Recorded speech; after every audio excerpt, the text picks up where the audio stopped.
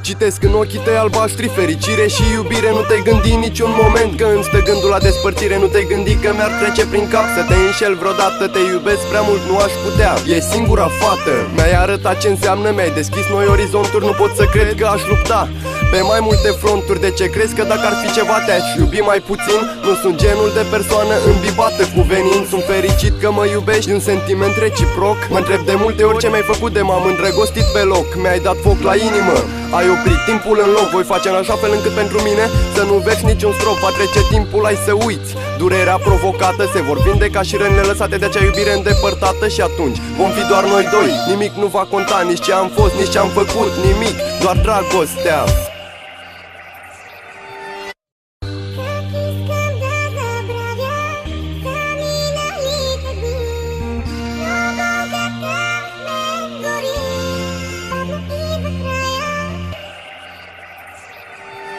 Ai reaprins în mine spiritul de luptător.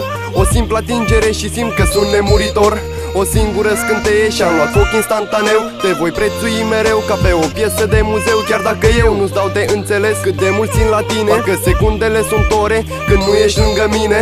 Orele sunt zile, zilele sunt săptămâni. Timpul nu-și mai are rostul, eu nu mai am forță în mâini. Suntem stăpâni pe propria soartă, intrăm amândoi pe poartă. Pășim ușor pe nori, trecem prin stări, parcă e prima dată. Cu sărutări fierbinți în zor de zi ne trezim unul pe altul. Și vine greu când tu nu ești să văd că iar îmi e golpat. Te plimb mereu prin mintea mea, poate de-aia mă por ciudat. Mai toți mi-au spus până acum că sunt puțin distrat. Nu văd nimic în jurul meu, te văd pe tine peste tot. Sunt dependent, iar pentru mine tu ești singurul antidot.